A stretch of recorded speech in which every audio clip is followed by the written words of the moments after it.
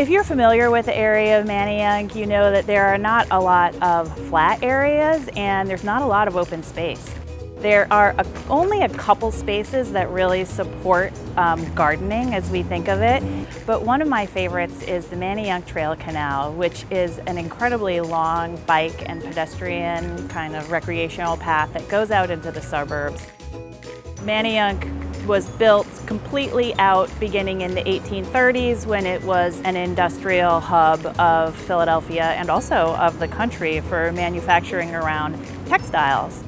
The canal was a really important component of that, and the path was originally made for horses and donkeys to be able to drag shipments of cargo up and down this canal. Today it's used really heavily by so many people coming in and out of the city, just taking advantage of open space, which is so gorgeous here.